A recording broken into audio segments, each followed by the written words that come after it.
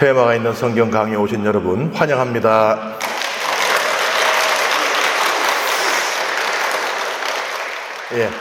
오늘 제가 여러분과 함께 살펴볼 성경의 주제는 고통입니다.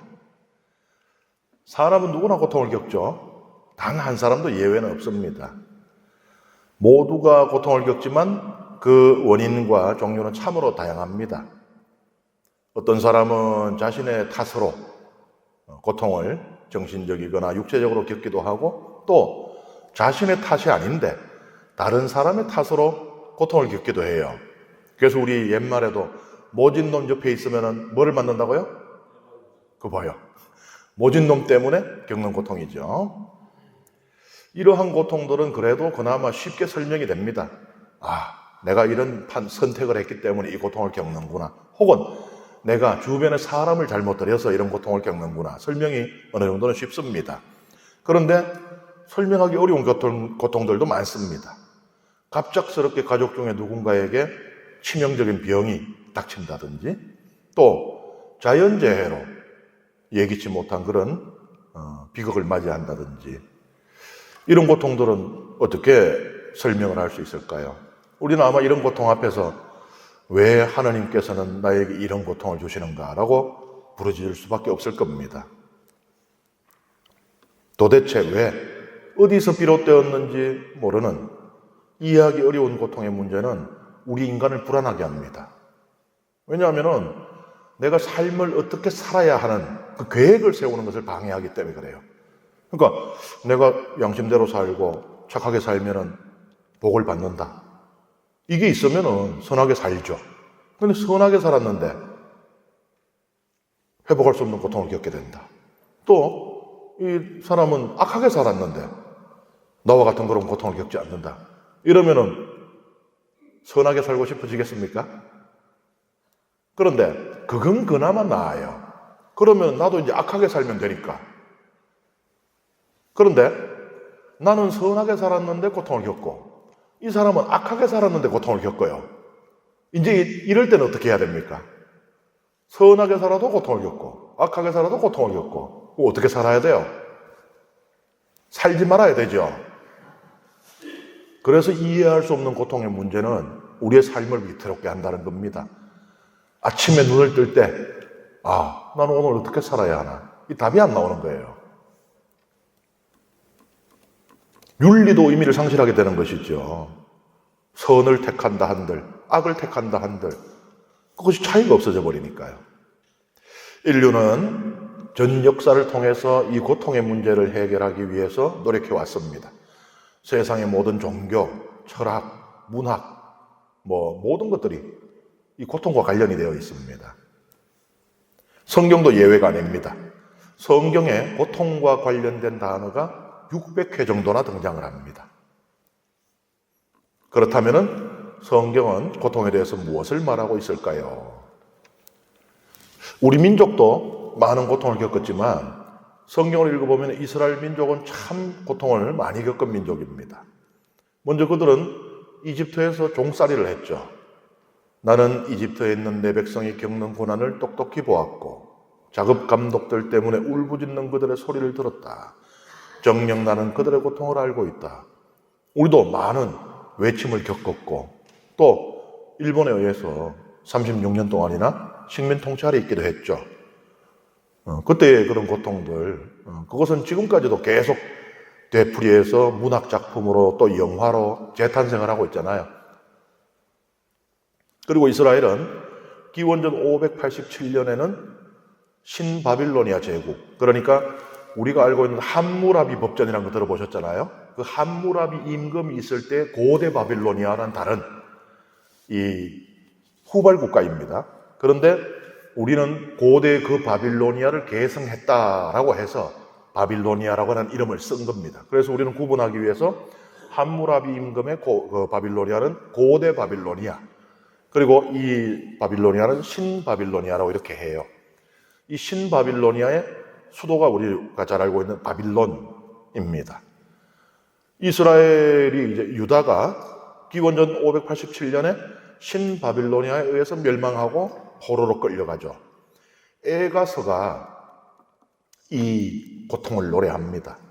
에가서는 우리가 추정하기로, 그러니까 유다의 멸망은 참혹했어요. 유다 땅, 그러니까 예루살렘 수도뿐만 아니고 유다 땅 곳곳에 보면은 처참한 전쟁의 흔적들이 이 고고학 발굴을 통해서 이 발굴이 되고 있습니다. 그러니까 유다 땅 전체가 거의 초토화됐다고 봐야 돼요. 그리고 예루살렘은 뭐 말할 것도 없습니다. 아예 그 다시는 제기하고 반항할 엄두를 못 내도록 그렇게 처참하게 파괴해서 성전까지 다 파괴하고요. 성전에 있는 그 제단, 이 제단까지도 다 파괴했다라고 합니다. 그래서 우리는 이제 에가라고 하는 책이 성경에 있는데 아마 이 파괴된 그 예루살렘 성전을 바라보면서 이 쓰여진 그런 책이라고 우리가 아마 추정을 해요. 여기에 보면은 이렇게 되어 있죠. 사람들로 붐비던 도성이 외로이 앉아있다. 문나라 가운데에서 뛰어나던 도성이 과부처럼 되고 말았구나. 모든 지방의 여왕이 부역하는 신세가 되어버렸구나. 밤이면 울고 또 울어 뺨 위에 눈물이 그치지 않는구나. 그 모든 애인들 가운데 위로해 줄 자 하나 없고 벗들은 모두 그를 배반하여 원수가 되었다. 민족의 고통이에요.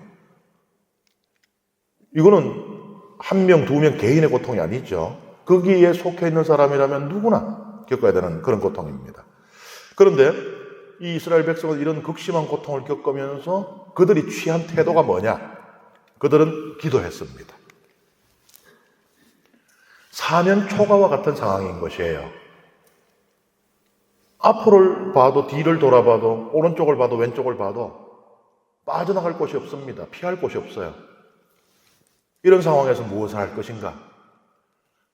어떤 때 제가 보면은 참 교우들이 안타까울 때가 있는데 평소 교회에서 봉사도 열심히 하고 미사 참여 성실히 하고 성사도 잘 받고 그래 하는데 어느 날 안 보여요.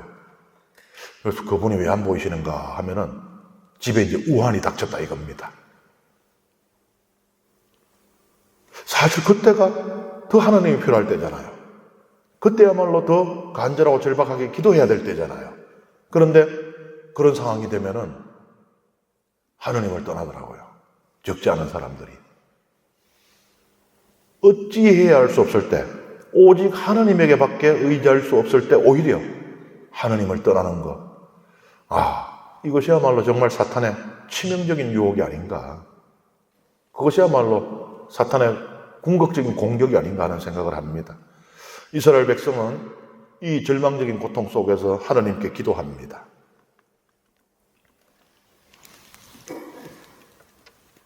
주님 진노하며 일어나소서. 제 원수들의 광포에 맞서 몸을 일으키소서. 깨어나 저에게 다가오소서. 당신께서는 심판을 내리곤 하셨습니다. 이렇게 기도를 한 거예요. 물론 이제 이렇게 국가적이고 민족적인 차원의 고통도 있지만은 또 개인적인 고통들도 성경에는 많이 나옵니다. 개인의 고통 중에 우리가 다른 고통과 비교할 수 없는 그런 고통은 예수님의 고통이겠죠.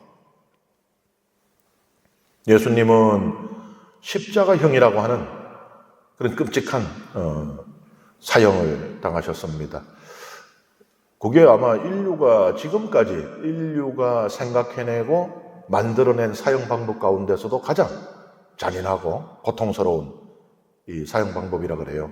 로마 시대에 그래서 사형을 선고하는 재판관들조차도 그 십자가라고 하는 것을 입에 올리는 것을 꺼려했다고 그래요. 그래서 우리 보면 왜 전라도에 가면은 딱 찔러갖고 이야기하기 어려운 거 뭐라 그럽니까? 거시기. 거시기 하면 안 돼야 이런 거 있잖아요. 이 재판관들조차도 너를 십자가형에 처한다 이 말을 안 했다 그래요. 십자가라는 말을 피했다라고 얘기할 정도입니다. 거기다가 예수님은 자기의 죄값을 치르는 그런 처형을 당하신 것도 아니잖아요. 죄 없으신 분이 그야말로 억울하게 그런 끔찍한 고통을 겪으셨으니 한 개인의 고통 중에 이보다 더 큰 고통이 있겠나 합니다. 자기가 겪는 이런 고통도 있지만은 또 또 타인이 겪는 고통 때문에 내가 고통을 겪기도 해요. 특히 가까운 사람들의 죽음. 성경에 보면은 다윗 임금도 자기의 전임자이자 또 경쟁자이기도 했던 사울 임금의 죽음 때문에도 고통을 겪고요. 그 다음에 그 사울 임금의 아들이자 자기의 그 형제와 같았던 요나탄의 죽음으로도 고통을 겪습니다. 그래서 사무엘기 하곤에서 다윗은 내 마음이 아프다 라고 이렇게 부르짖고 있습니다. 이건 예수님도 마찬가지였어요. 예수님도 라자로라고 하는 벗이 있었죠. 그 라자로의 죽음 앞에서 예수님도 눈물을 흘리셨다 이렇게 나옵니다. 그러니까 인간이 갖고 있는 공감 능력 때문에 생겨나는 고통인 거예요. 이게 내가 꼭 겪는 것뿐만 아니고 다른 누군가가 가슴 아파할 때 나도 함께 아픈 것입니다. 그런데 아주 특별한 종류의 고통도 있어요. 종살이, 나라의 멸망, 박해, 죽음 이런 것들로 우리가 고통을 겪는데 그런 것들은 직접적으로 나에게 어떤 자극이 주어지잖아요. 그런데 내 스스로가 깊이 성찰하면서 겪는 고통이 있어요. 그게 뭐냐? 인생의 허무에 대한 고통입니다. 혹시 그런 경험이 없으세요? 이렇게 살아가다 어느 날 나는 무엇을 하며 살아왔는가? 또 이 앞으로 살면 나를 어디로 이끌 것인가? 과연 내가 죽은 다음에 하나님을 만날 수는 있을 것인가? 혹시 하나님이 계시지 않은 것은 아닌가? 이런 것들을 생각하다 보면 어느 순간 허무해질 때도 있을 수 있습니다. 그렇게 되면은 그냥 지금 살아있다는 것이 무의미해지고 그 무의미함은 나에게 고통이 되는 것이에요. 이 고통에 대해서 하느님은 어떤 관계가 있는가? 하느님은 전능하시죠. 하느님께서 전능하시다면 우리를 고통에서 해방시켜 주실 수 있다는 것이겠죠. 그런데 인류의 역사에는 고통이 없었던 적이 없습니다. 지금까지도 개인적이고 또 사회적이고 국가적이고 국제적인 그런 고통들이 지금도 끊이지 않잖아요. 그리고 우리는 이미 알고 있습니다. 내일도, 내년에도, 내 자식에 대해도 고통이 없는 세상은 없을 거라는 걸 우리는 이미 알고 있습니다. 그러면은 하느님께서 전능하시니까 고통을 없애실 수 있는데 지금 고통이 지속된다는 이야기는 하느님께서 고통을 주시든지 아니면은 하느님께서 주시지 않아도 적어도 하느님이 고통을 허락하신다는 그 말이 되잖아요. 논리적으로. 그런데 성경은 하느님의 전능하심보다 더 강조하는 게 하느님의 사랑입니다. 그렇다면은 고통의 문제 앞에서 하느님의 전능과 하느님의 사랑 이 둘이 어떻게 조화될 수 있을까요? 무신론이 이 틈새를 파고드는 겁니다. 에피큐로스의 역설이라고 하는 게 있어요. 무신론의 거의 조상과 같습니다. 이 뭐라 그러는가? 신이 악을 막을 의지는 있는데 능력이 없는가? 그럼 신은 전능한 것이 아니다. 신이 다른 건 다 잘하는데 악은 못 막으면 이 전능한 게 아니죠. 전능한 게 아니고 99% 능력이 있는 거죠. 그 다음에 신이 악을 막을 능력은 있는데 의지가 없는가? 그 신은 전능한데 고통을 그냥 내버려 둬요. 그렇다면 선하지가 않다는 얘기다. 신은 악을 막을 능력도 있고 의지도 있는가? 그렇다면 도대체 고통은 어디에서 오는가 이거? 악은 어디에서 기긴하는가? 아니 하느님이 전지하다며요. 그리고 하느님이 악을 허락하지 않을 선한 의지가 있다며요. 그러면 도대체 악은 어디서 생겨난 거예요 이게? 그리고 신이 악을 막을 능력도 없는 데다가 그걸 막을 의지도 없다면 우리는 도대체 왜 그를 신으로 불러야 하는가? 다시 말하자면 그런 하느님을 우리가 왜 섬겨야 하나? 이거 우리 개인이 고통 중에서 제기할 수 있는 의문입니다. 아니 열심히 신앙생활 잘하고 있는데 우리 애가 그 난폭 운전자 때문에 세상을 떠났단 말이에요. 착하고 그냥 공부 잘하고 부모님 말씀만 잘 듣던 애인데 이 똑같은 질문을 던질 수 있는 거예요. 왜 하나님 당신은 이런 고통을 주십니까? 능력이 없습니까? 아니면은 선하지가 않습니까? 묻다가 나중에는 어떻게 돼요? 내가 왜 당신을 섬겨야 하느냐? 이렇게 되는 거예요. 그런데 성경은 이 고통이 어디서 온다고 말하느냐? 하느님께서 고통을 주신다고 말하지 않죠. 성경은 이렇게 말합니다. 창세기 2장에서 3장을 보면은 원죄의 이야기가 나오잖아요. 그 원죄를 겪고 나니까 남자는 고통스럽게 일을 해야 하는 그런 처지가 되었고 여자는 고통스럽게 아이를 낳아야 하더라. 그러니까 창세기는 처음부터 고통은 하느님이 내리신 것이 아니고 인간 스스로가 불러온 것이라고 말을 하고 있는 것이에요. 그리고 그 뒤에 창세기 이야기들도 쭉 읽어보면은 인간이 스스로 고통을 자초하고 있는 이야기들이 계속 이어지죠. 창세기 6장에 보면은 이제 이게 그 노아의 홍수 이야기의 시작 부분인데요. 노아의 홍수로 이 지구상의 대부분의 인간들이 죽음을 맞이하잖아요. 그건 고통이잖아요. 그리고 그 일이 이루어진 데는 분명히 하느님의 이 행위가 있어요. 하지만 그 하느님의 행위가 있게 만든 건 뭐냐는 거예요. 인간의 죄라는 겁니다. 인간의 죄가 어느 정도냐? 사람들의 악이 세상에 많아지고 그들의 모든 생각과 뜻이 언제나 악하기만 한 것을, 그러니까 이거는 회복불능이라는 이야기예요. 우리는 살아가면서 때로는 악을 행할 때, 죄를 지을 때도 있고 때로는 또 선을 행할 때도 있잖아요. 그죠? 근데 여기 보면은 이 인간들이 모든 생각과 뜻이 언제나 악하기만 했다. 회복불능이라는 이야기거든요. 대홍수가 일어나야 되는 이유를 이렇게 말하고 있는 것입니다. 죄악이 세상을 가득히 채웠다는 거예요. 그러니까는 이 홍수로 말미암은 죽음의 고통은 결국은 인간이 불러온 것이 됩니다. 오늘날 우리가 이 기후위기로 많은 고통을 겪고 있어요. 근데 그걸 그러면 하나님이 내리신 것인가요? 아니죠. 우리가 이 지구를 망가뜨렸기 때문에 우리에게 고통이 다가오고 있는 것이잖아요. 그리고 그 하나님의 이 홍수의 목적은 인류 전체의 멸망이 아닙니다. 더 이상 회복할 수 없을 정도로 부정해진, 죄로 부정해진 이 땅을, 이 세상을 정화하시고 다시 사람이 살 수 있는 땅으로 만드시기 위한 거예요. 그래서 방주를 짓도록 하시고 방주에 이 세상에 이 대를 이어갈 사람과 또 이 동물들을 태워서 보호하신 거예요. 성경을 읽어보면 재밌습니다. 방주에 탔는데 그 문을 어떻게 닫아요? 하느님이 문을 닫아두십니다.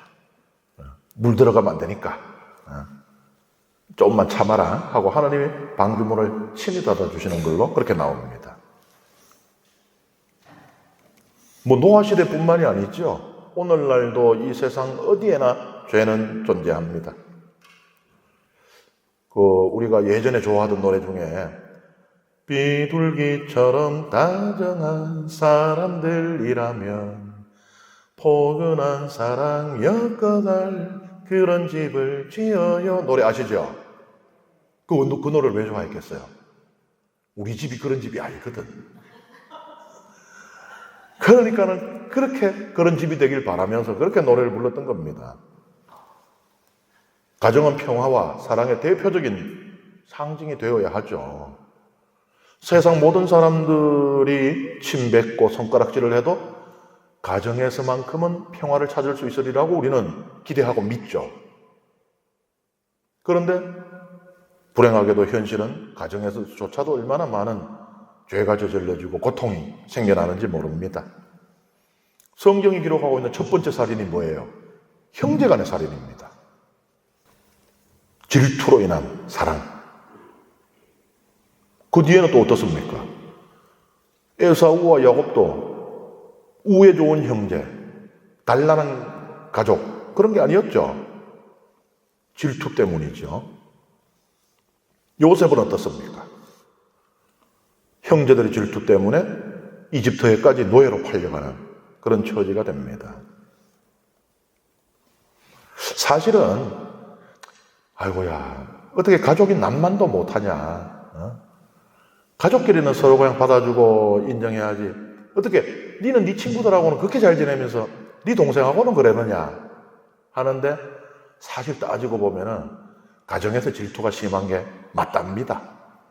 왜냐하면은 과일이 있는데 사과가 2개가 있는데요. 사과 하나는 여기에 있어요. 하나는 저 뒤에 있습니다. 이 둘을 비교하는 건 쉽지가 않아요. 사과 2개를 나란히 놓을 때, 저 사과가 더 빨갛네. 요 사과가 모양이 더 동그라네. 요 사과가 더 큰 애가 보이지. 여기 하나 있고 저 뒤에 하나 있는데 여러분들 비교해 보세요 하면, 아이고 금방 봤는데 눈이 침침한 게 저 뒤에 걸로 먼저 봤는지. 가족이라는 거는 마치 좌판에 나란히 과일들이 놓인 것 같은 거예요.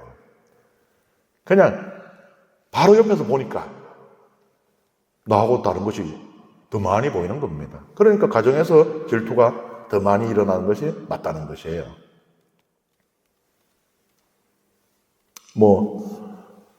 여기에다가 이제 부모님들이 또 이제 휘발유를 부으면은 큰일 나죠. 야, 네 형 반만큼 해봐.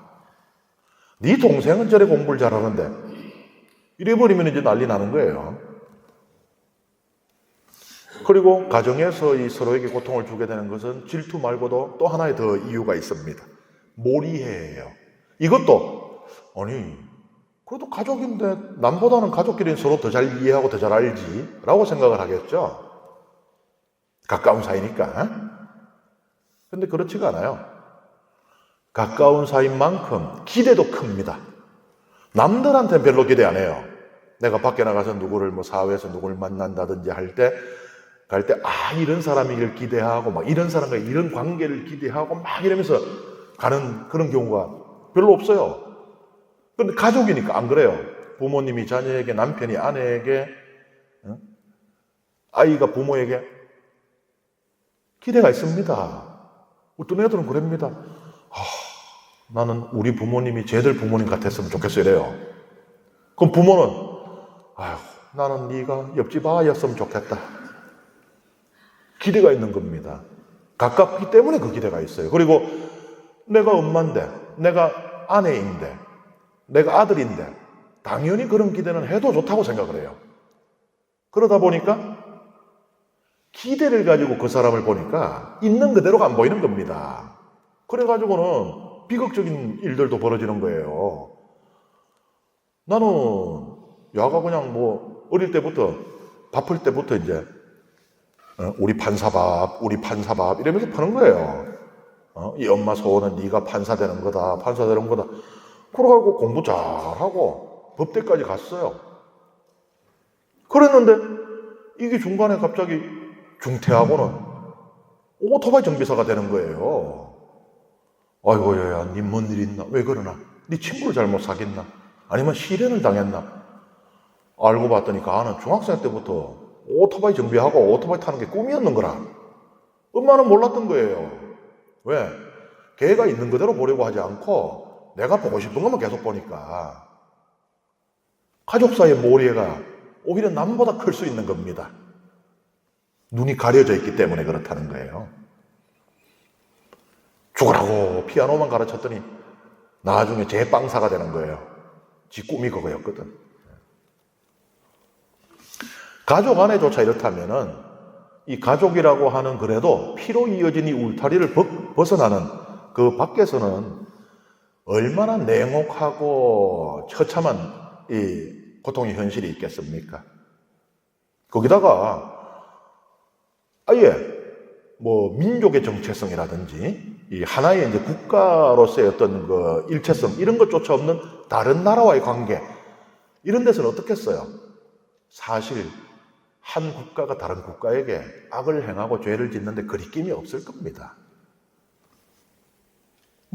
말로는 인류 공동체, 세계 평화, 인도주의 외치지만은 결국 모든 나라와 민족들은 자신을 위한 선택을 하게 돼 있어요. 우크라이나하고 러시아하고 전쟁을 하죠. 강한 나라가 약한 나라를 괴롭히니까 약한 나라가 안 됐죠. 그런데 우리가 그 약한 나라 편 들어가지고 강한 나라가 우리한테 경제 제재를 해가지고 우리가 다 길바닥에 나앉게 되면 그래도 지지할 겁니까? 솔직히 말씀해 보세요. 딱하긴 하지만 일단 우리부터 살아야지. 보세요. 그러니까는 국가 사이에 기대하기 힘든 겁니다. 그런 거. 의로운 개인은 있을 수 있지만 의로운 국가는 없다라는 말이 있어요. 지금까지 살펴봤지만 이 모든 고통들이 하나님의 책임이 있습니까? 없죠. 다 인간들이 일으키는 고통인 것입니다. 그래서 예로부터 이런 말이 있어요. 라틴 말이거든요. 호모 호미니 루푸스. 호모, 인간은, 호미니, 인간에게 루푸스, 늑대다. 참 슬픈 표현입니다. 그런데 우리는 살아가면서 이런 거를 느낄 때가 있어요. 사람이 무서워지는 거. 공황장애가 그런 것이라 그랬잖아요. 그죠? 사람들과 함께 있는 것을 불안해하고 그러는 거. 그래서 사람과의 관계를 맺느니 차라리 반려견이나 반려묘와 관계를 갖는 것을 더 선호하는 사람들도 많습니다. 사람과 대화하는 것보다는 오히려 디지털, 기기와 대화하는 것을 더 편하게 하고 살아가다 보면 그럴 때가 있어요. 아, 사람이 무섭다. 불행한 일이죠. 그런데 성경은 이렇게 인간들이 만들어내는 고통, 인간들이 원인이 되는 고통만을 이야기하는 건 아니에요. 하나님께서 주시는 고통도 있다라고 성경은 말하고 있습니다.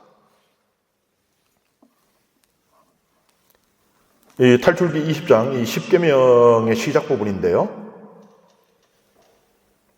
나를 미워하는 자들에게는 조상들의 죄악을 3대, 4대 자손들에게까지 갚는다. 그러니까 하나님께서 주시는 고통이에요. 이거는 직접적으로. 고통을 죄에 대한 하나님의 벌로 설명을 하고 있는 겁니다. 그리고 이 말씀은 뭐예요?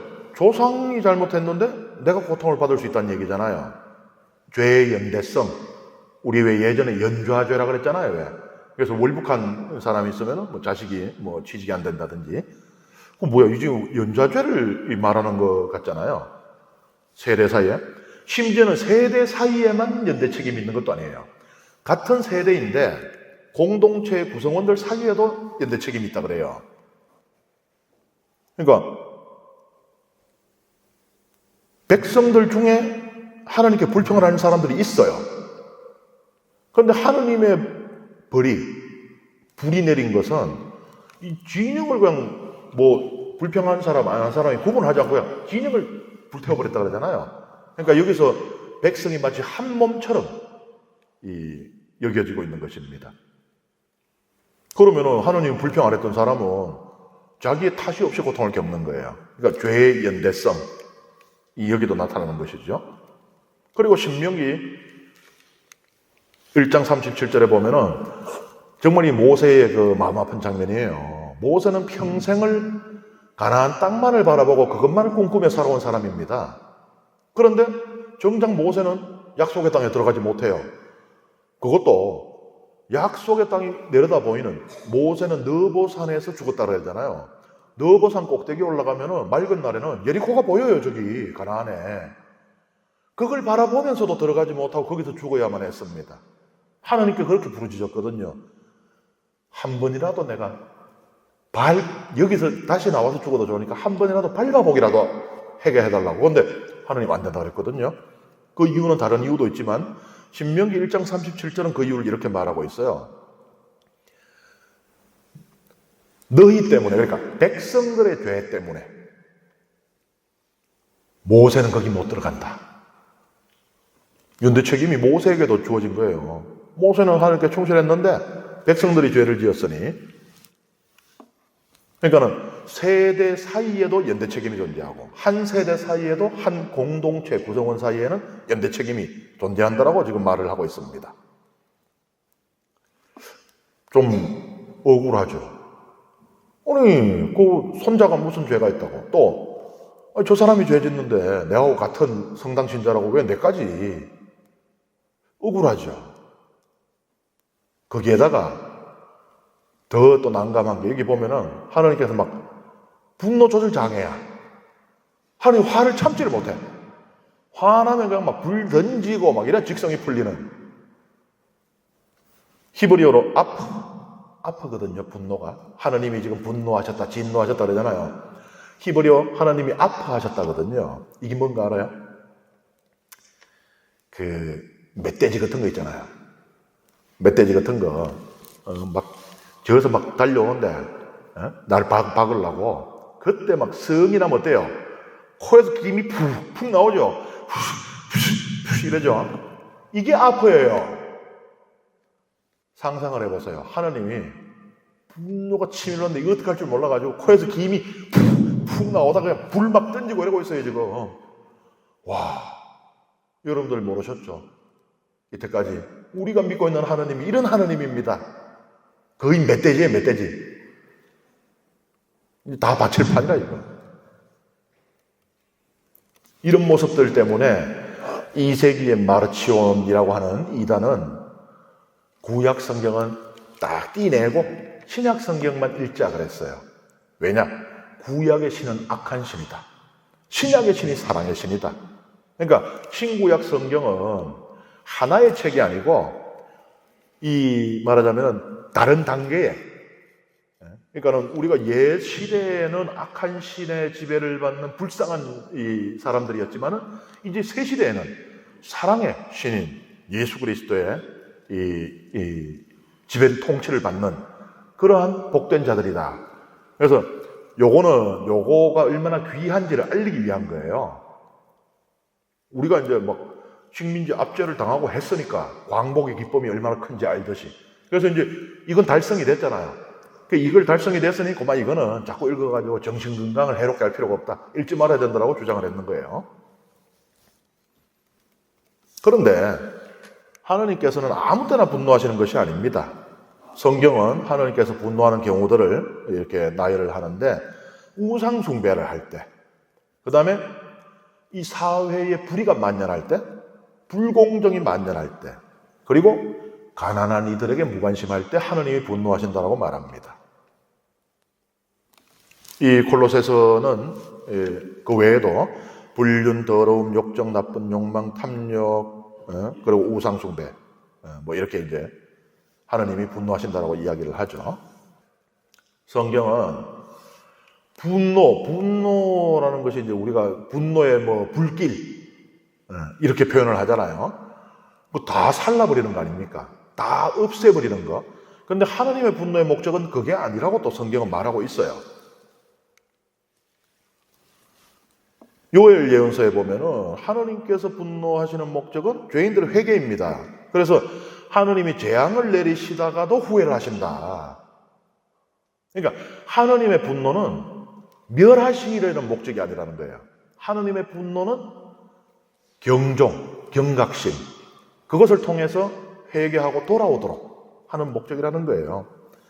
사실 생각해 보세요.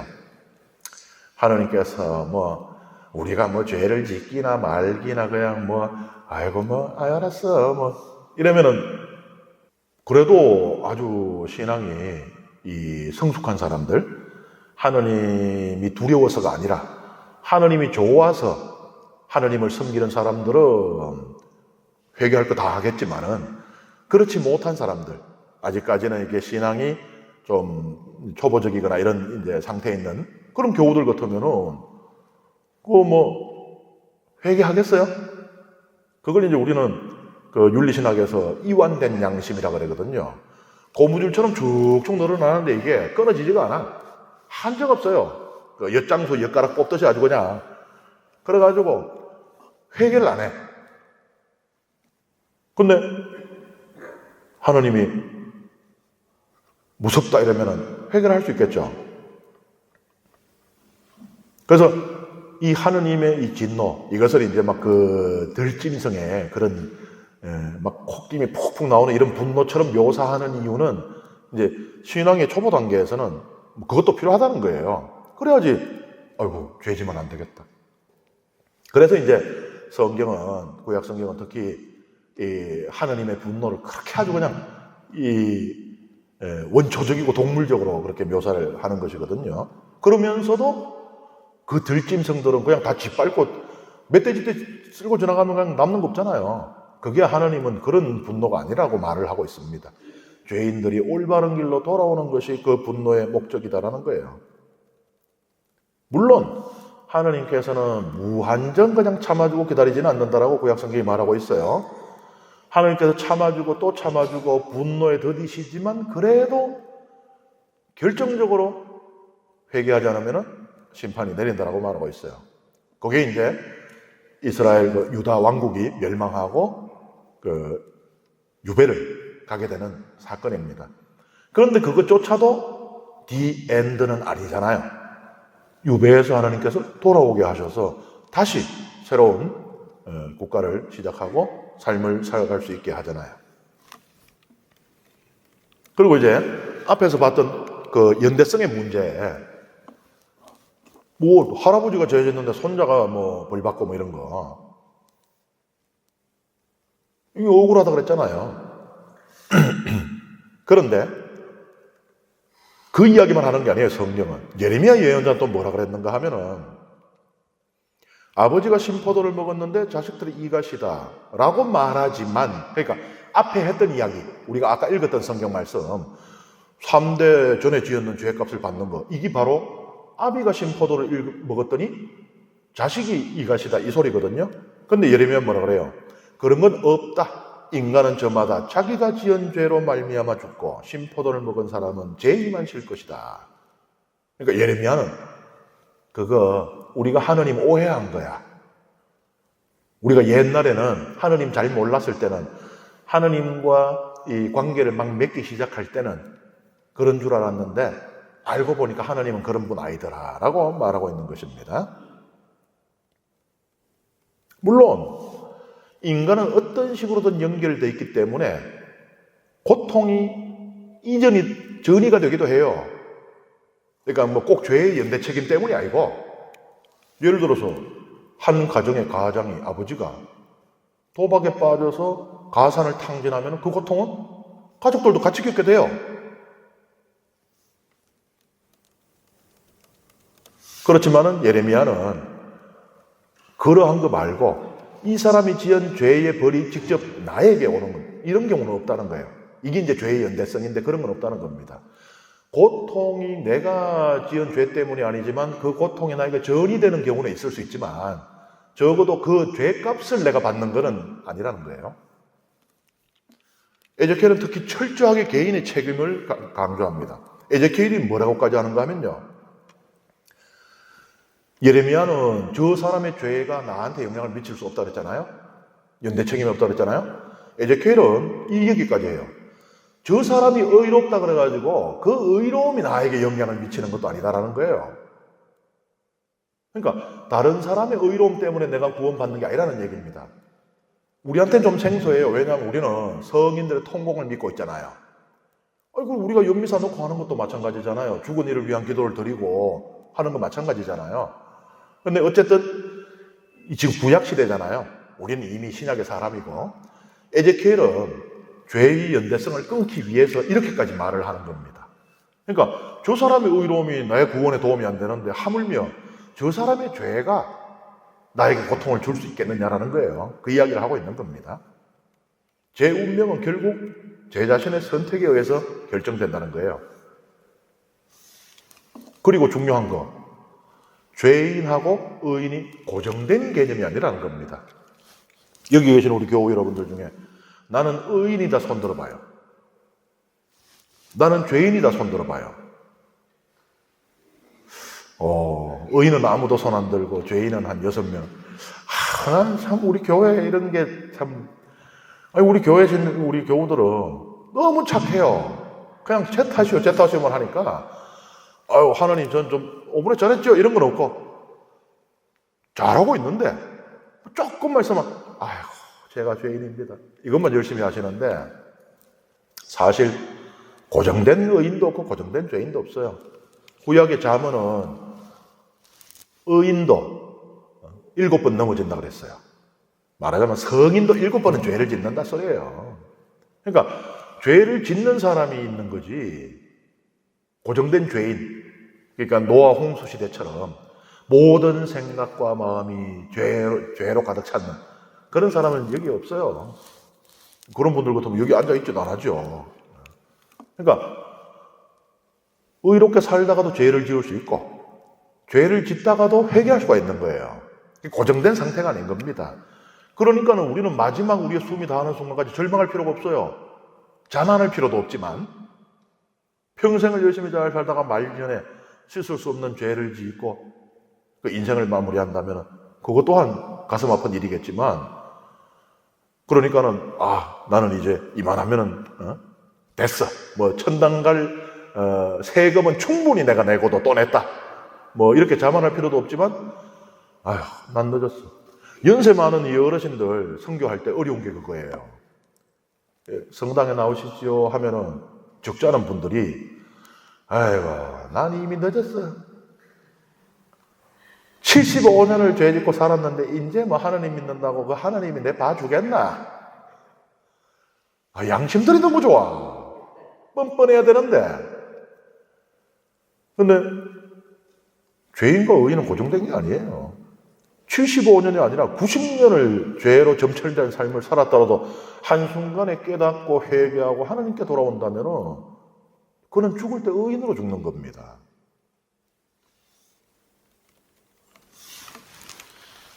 그런데 우리가 살다 보면은 의인들이 고통받는 일도 보게 되고 악인들이 복을 누리는 것도 보게 돼요. 시험에 들게 하는 거죠. 시편은 믿어라. 그냥 지금 보면은 의인은 막 고통 중에 있고 악인은 막 복 받는 거지만은 결국 언젠가는 하나님께서 다 바로 잡는다. 믿어라라고 말합니다. 근데 솔직히 믿어라 그랬는데 이거 믿긴 쉽지 않죠? 언제 도대체? 예레미야하고 에제키엘 가르침에 따르면은 모든 것은 다 자기의 책임이에요. 그런데 나에게 고통이 주어졌는데 그러면 내한테 책임이 있다는 얘기잖아요. 근데 내가 도대체 뭘 잘못했지? 찾을 수 없는 경우들이 사실 있어요. 아니, 지진이 나가지고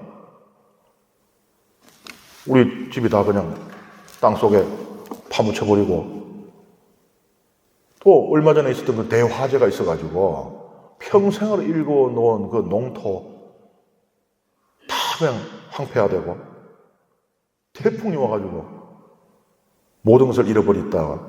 심지어 가족들의 목숨까지 잃었다라고 할 때 거기에서 내가 무슨 죄를 지어서 이렇다라고 그걸 찾는 게 쉬울까요? 아니 그거야 뭐 살아오면서 내가 어떤 뭐 죄가 그래도 내가 지은 게 있겠지라고 생각할 수도 있다고 쳐요. 양보해서. 근데 내가 태어났는데 장애로 태어났어요. 이거는 어디에 내가 엄마 뱃속에서 죄를 지었단 말입니까? 이거 어떻게 고통과 나의 책임을 연결시킬 수가 있어요? 지금 이 고통에 대한 이 생각들이 이렇게 진화하는 걸 우리는 보고 있는 거예요. 처음에 연대 책임. 네가 네 고통이 주어지는 건 네 잘못만이 아니고 네 할아버지 죄 때문이기도 하다라는 그걸 봤고 그 다음에 그거는 부당하고 억울하잖아요. 그러니까 전부 각자 자기의 죄 때문에 고통을 겪는다는 걸 봤고 그런데 이걸로는 예를 들어서 장애로 태어난 놈이라든지 이런 거 설명이 안 되잖아요. 그러니까 이제 그 다음 단계로 넘어가게 됩니다. 예수님은 뭐라고 하시는가? 예수님 시대에도 사람들은 고통이 있으면은 그 고통의 원인이 자기 안에 있다고 믿고 있었어요. 말하자면은 예레미야와 에제키엘의 사상을 받아들이고 있었던 겁니다. 근데 예수님은 뭐라고 그래요? 제자들의 질문이 전통적인 두 관점을 다 보여줘요. 태어날 때부터 장님으로 태어났거든요. 근데 그 원인이 뭡니까? 이 사람 자신에게 원인이 있습니까? 아니면은 그 부모한테 원인이 있습니까? 부모한테 원인이 있습니까? 뭐예요? 신명기에서 얘기했던 3대, 4대 후손들이 연좌죄로 그냥 엮이는 그거잖아요. 이 사람 자신에게 책임이 있습니까? 라고 물었는 거는 예레미야와 에제키엘의 사상이잖아요. 그러니까 이 제자들의 질문 안에 전통적인 관점 두 개가 다 들어가 있어요. 근데 예수님 뭐라 그래요? 보기를 두 개밖에 안 줬는데, 자, 1번입니까? 2번입니까? 근데 1번도 손 안 들고 2번도 손 안 들고 둘 다 아니라는 얘기예요. 하느님의 일이 드러나려고 한 것이다. 그러니까 예수님이 그 사람의 눈을 뜨게 함으로써 그 사람 빛을 보게 되었죠.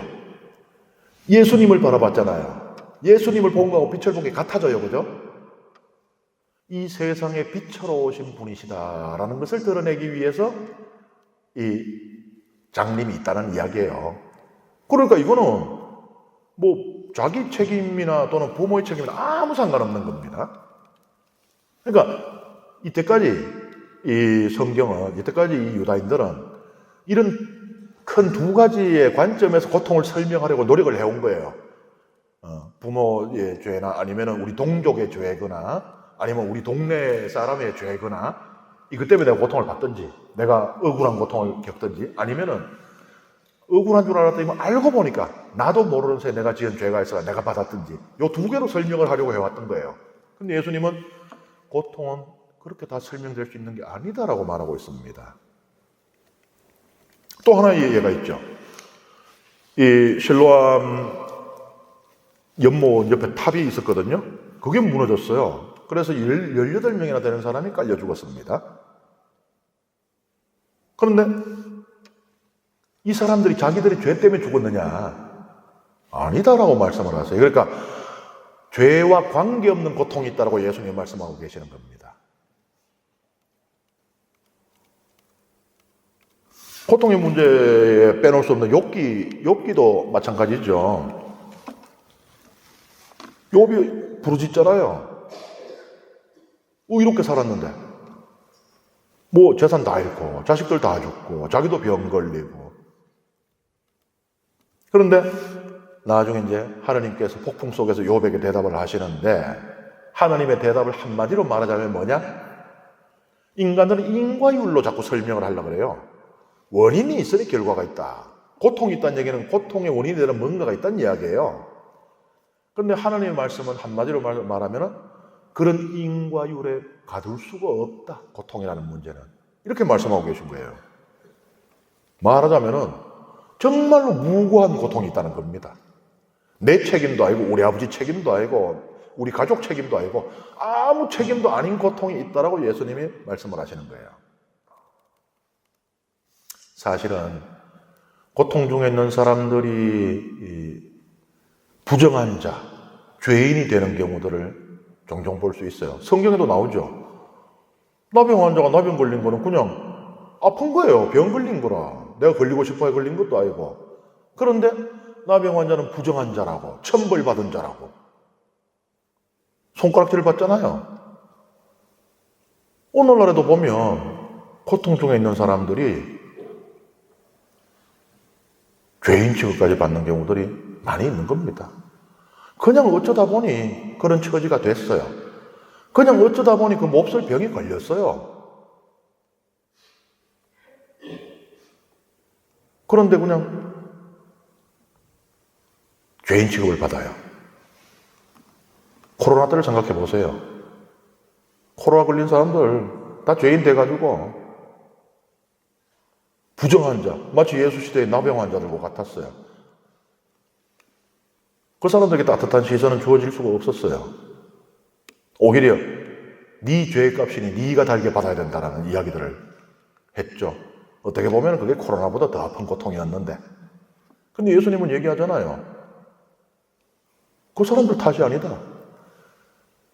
아니, 오늘날 그런 논리대로라면 실로암 탑에서 깔려 죽은 사람들에게도 그렇게 말할 수 있을 거예요. 아니, 그 왜 그 탑 밑에 서 있어서 그래? 그래 얘기하겠죠. 코로나 걸릴 때 그거 왜 거기 있었어 그래? 똑같은 얘기예요. 근데 예수님은 그거 아니라 그러거든요. 고통 중에 있는 자에게 절대로 해서는 안 되는 말이 네 죄값이다라는 말입니다. 예수님이 아니라 그랬잖아요. 그 말을 하는 사람은 예수의 제자가 아닌 겁니다. 그 고통이 어디에서 온 고통이든 그거는 관계가 없어요. 고통받는 자는 위로받을 자격이 있는 겁니다. 그리고 제가 아까 우리가 공감 능력이 있기 때문에 공감함으로써 느끼는 고통도 있다고 그랬어요.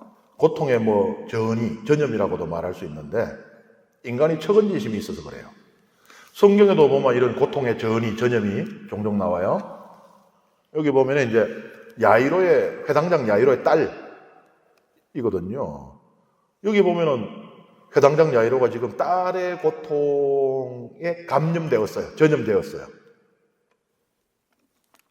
이게 고통이란 단어가 나오진 않지만은 아마 우리 부모님들 애가 아파가지고는 덜쳐업고는 한다름에 그냥 신발짝 벗겨주는 줄도 모르고 병원까지 달려가 보는 그런 생각을 해보세요. 그 아이 고통이 그대로 전염이 되겠죠. 그 다음에 아기 예수님을 안고 성전에 갔을 때 시메온이라고 하는 이 노예언자는 성모님에게 뭐라 그래요? 예수님이 겪는 고통이 당신에게 전이 될 것이다. 그래서 당신의 영혼이 칼에 꿰찔린다. 고통이 전이 되는 겁니다. 그리고 바로 사도는 교회 내에서도 고통의 전염이 있다 그래요. 한 지체가 고통을 겪으면 모든 지체가 함께 고통을 겪습니다. 그렇죠? 우리 교회 공동체 내에서 누군가가 이 불행한 일을 당했다든지 할 때 많은 교우들이 그 교우와 함께 울고 그렇게 가슴 아파하잖아요. 그런데 지금까지 말씀드린 이런 고통들이 어떻게 보면은 내 가까이에 있는 사람들에게서 자연적으로 전이되는 경우라고 볼 수 있어요. 그런데 우리는 그것을 뛰어넘어서 의지적으로 고통의 전이를 일으킬 수가 있어요. 무슨 말이냐? 아프리카에는 한 번도 본 적이 없는, 그리고 왜 생기면 없고 왜 사는지도 모르는 어떤 아이들이 그 비참한 처지에 있다고 할 때 거기에 공감하고 그들을 돕고자 하는 거, 이 의지적으로 일어나는 것이거든요. 성경은 이런 걸 강조해요. 우는 이들을 버려두지 말고 슬퍼하는 이들과 함께 슬퍼하여라. 기뻐하는 이들과 함께 기뻐하고 우는 이들과 함께 울어라. 이겁니다. 우는 이들에게 손가락질하고 슬퍼하는 이들에게 돌 던지라는 얘기가 아니에요. 그리고 이제 예수님은 그걸 위한 특별한 방법도 제시하시는데 단식하라고요. 단식을 통해서 단식을 하면은 밥을 안 먹으니까 밥값이 남겠죠? 그걸로 도와줄 수 있죠. 그 다음에 밥을 안 먹으면은 밥 짓고 먹고 설거지 하면 얼마나 걸리죠? 엄청 걸릴 거예요, 그죠? 숙달된 조교, 우리 주부 40년 차 이런 분들이야 하면서 같이 이야기하면서 어느새 보면 밥이 다 돼 있겠지만은 제 유학할 때 제 선배 중에 한 사람은 밥 짓다 집에 갔어요. 이제 혼자 자취를 했는데 어느 날 공부 잘 되고 있습니까? 하니까는 공부할 시간이 없대. 그러니까 가서 장봐 오고 밥 짓고 먹고 설거지하면 하루에 삼시세끼 하고 나면은 자야 된대. 그러니까 단식을 한다는 얘기는 뭐예요? 그 시간이 다 통으로 남죠. 그 다음에 또 배가 가볍잖아요. 배가 가벼울 때 우리가 집중이 잘 되거든요. 기도. 그러니까 단식을 한다는 것은 기도하고 자선을 하게 된다는 이야기입니다. 기도와 자선으로 고통 중에 있는 이들을 도와라라고 예수님 말씀을 하세요. 그래서 우리가 세계의 가난한 사람들을 위해서도 미사 때 기도도 하고 또 2차 헌금도 하고 이렇게 하잖아요. 고통에 대한 공감의 절정은 예수님의 순환입니다. 절대적인 공감이에요. 예수님은 그냥 우리를 위해서 빌어주시고 음식을 나눠주신 정도가 아니죠. 당신의 모든 것을 내어주신 겁니다.